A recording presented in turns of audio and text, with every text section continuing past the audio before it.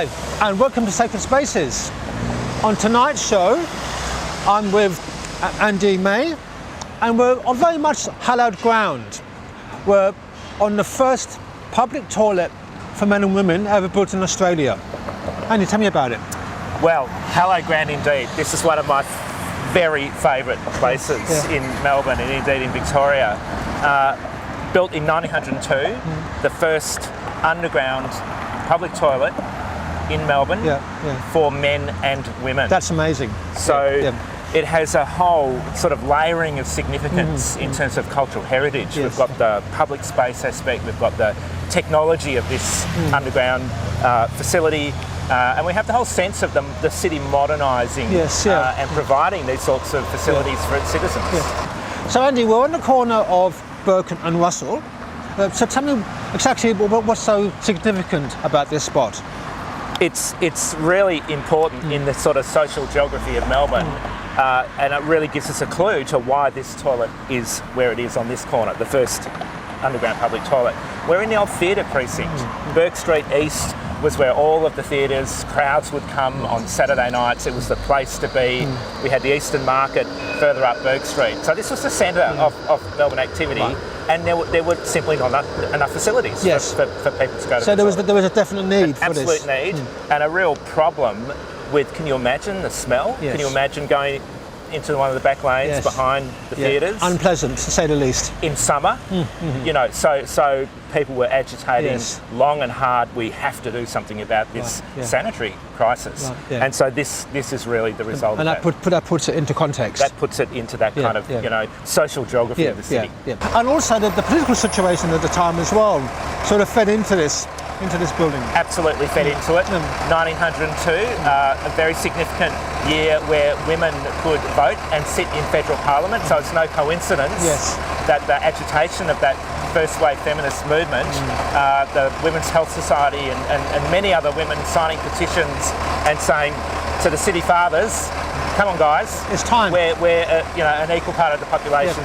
We need facilities the same as you. So in many ways, a very, very significant building and space. Absolutely, and I think it really adds to the rich texture of the state's heritage in terms of what marvellous Melbourne is. We think of marvellous Melbourne as being the grand buildings of Collins Street on the back of the gold rush, but this to me is equally important. Absolutely, okay. Well, let's explore this idea a bit further, and we'll go and see a few more locations. Terrific.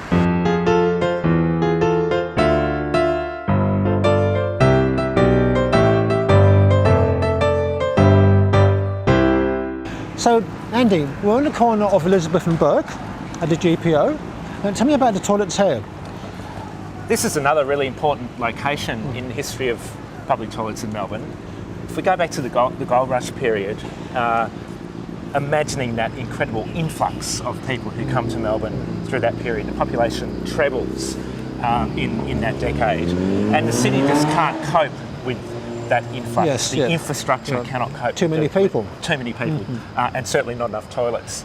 And the other technical thing that happens there, in terms of infrastructural history, is the Yan Yean water supply is connected to Melbourne. So in 1858, the reticulated water supply is connected from Yan Yean, so we get that water supply coming into the city. So the public health authorities, recognising that there are not enough toilets, they decide, hey, we've got to do something about this. People are still urinating in back lanes, and particularly around places like the GPO, the market areas.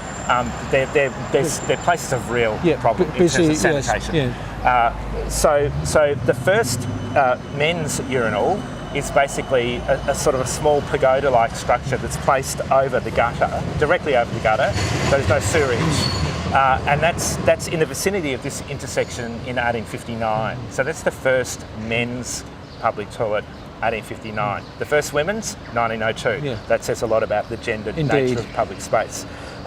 So what happens between the 1850s and the early 20th century?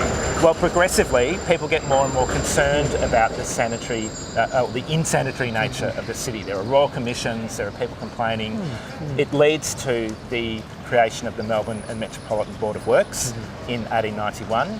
And of course, they're responsible for putting the underground sewage into Melbourne. And once we get that, things start to happen. We can have underground toilets. Yeah.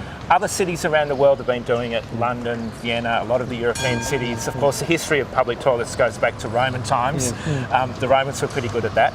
But there's a European vogue, and Melbourne wants to see itself in that kind of, in that sort of modern international city kind of image. So they're keen to do it, but they didn't have the technology.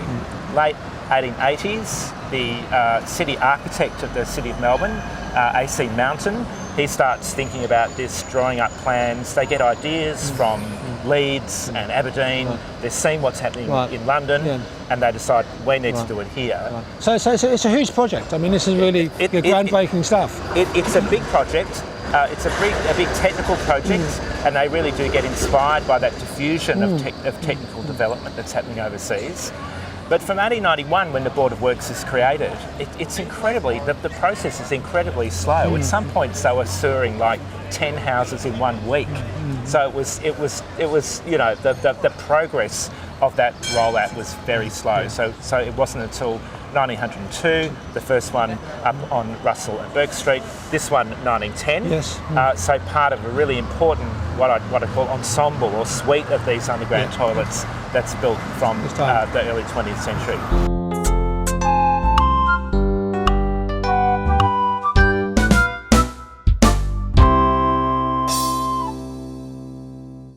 So Andy, we're on the corner of Queens and Collins, and another beautiful location. We've even got a blue plaque for this toilet.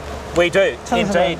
And this Queen Street toilet is a wonderful example of that suite of around 11 underground toilets that were built from 1902 to 1939. It's a wonderful looking example. We get the classic architectural elements above ground of the wrought iron palisade railing, the bluestone curbing and so on, and the old signage. And this is an important location really in the battle over I guess the notion of respectability in public space. Because you were saying that there was some protest against this being built. Indeed. So we've got a situation where progressively through the 19th century people were protesting against public urination, and we've got to remember that people kind of urinated and spat their way through the 19th century and didn't really worry about it in the same way that we do. In a sense, that's part of that civilising process where we've internalised what we know is correct behaviour. So it wasn't unusual then, but it did become progressively unusual as people realised it was A, not sanitary, and B, maybe a bit unsightly. So on the other side of the coin, there were people who thought that the very presence of a toilet like this, even the above ground elements, in itself was unsightly. Really? And so we had a lot of protest from the Safe Deposit Company, the ES&A Bank, the Stock Exchange. We're on a corner where all these commercial and it's the economic powerhouse. So it's almost the establishment. Absolutely, the establishment. And even the Institute of Architects was against this sort of architecture, and they felt that this should be sort of behind the scenes.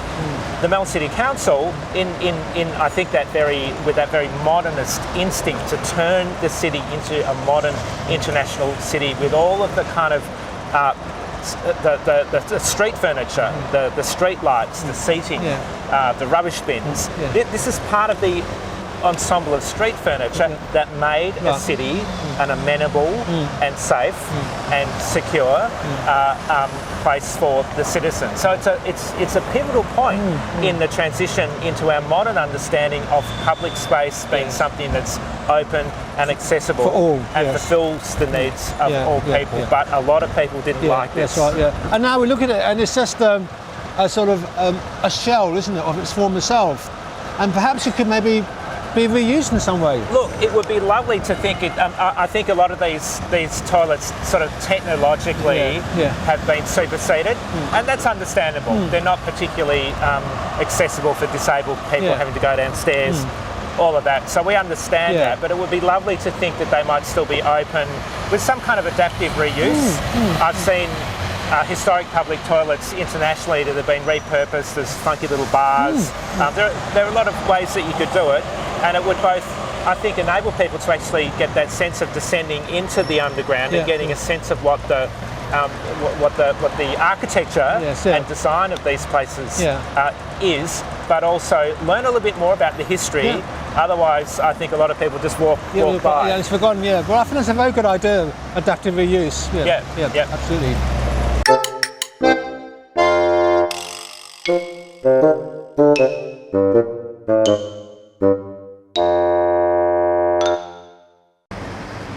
Okay, Andy, so now I'm a bit tired. We've been walking quite a bit around, around Melbourne, but it has been fascinating. And this is another great area where there's so much to take in. Tell me about it. It's a great spot. I love this spot, kind of on the edge of the city grid almost. We've got so much going on in terms of street furniture. We've got seating. We've got a temperance fountain. We've got street lamps. This is all paraphernalia part of Melbourne, public space that we're talking about. And again, a wonderful example of one of our historic underground toilets, built in 1907. So the third in the suite at the edge of the city here. And of course, they were located in areas of need. And this is an area, of course, with the Queen Victoria Market. We've got a lot of people coming here at all times of the week, day and night. And also, interestingly, located sort of on the sort of suburban edge of Old Melbourne. We've got the inner city. We've got Carlton nearby. There were fantastic stories from the 19th century. Tell me some. Well, people complained about the stains on the fences in Carlton as evidence of the need for these sorts of facilities. And people didn't have that internalised sense of that it was a shameful thing to do. People defended the fact that they needed to urinate in public because there were no facilities. So, Mr. Policeman, Mr. Nuisance Inspector, you got me, but where am I meant to go? And actually the officials took a fairly benign attitude to that and realised that there needed to be this infrastructure provided. So this is another fantastic example, and we've got that lovely wrought iron palisading around it. Some of the originally the toilets didn't always have that fencing, and there were some issues around decency and that interface. And they had signs inside the men's toilets that said, please adjust your dress before leaving, right? Which kind of gives us that sense of that public private, so people are coming up the stairs still kind of, but clearly that started to disturb the sort of sensibilities of the public. So it's a really interesting historical study in changing thresholds of what is normal and acceptable. And also public decency, and public decency. And what's acceptable and what's not acceptable. Absolutely. So, the sense that people, as I mentioned, spitting is another part of that. People spat their way through the 19th century. And of course we know the tiles at Flinders Street Station with do not spit.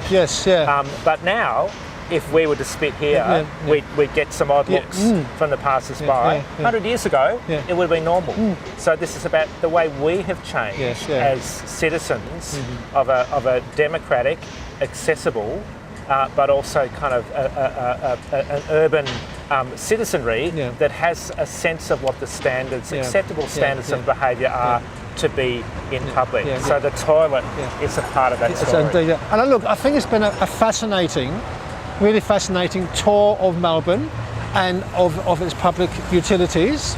Thank you so much for coming on Sacred Spaces. We always have, as a little segment, your favourite sacred space. I just wonder if there's anything you can find. Do you have a favourite at all, or any? A favourite sacred space? In terms of public toilets. In terms of public toilets. Look, I'd have to say the 1902 toilet, the first one for women. It's so symbolically significant, politically, culturally, socially, technologically. People walk by it without noticing. I'd love to think that could be reopened one day and reused. Because it's a landmark. It is a landmark of significance. And it's as important a part of Melbourne's history as the grandest mansion and the Collins Street. It's the flip side, but it's also what underpins the history of the everyday person experiencing the city. That's wonderful. Well, look, Andy, thank you for coming on the show. It's been an absolute pleasure. I've enjoyed our extended walk together. It's been great fun. Thank you. You've been watching Sacred Spaces. I'm Glenn from Noble, and I'll see you next time.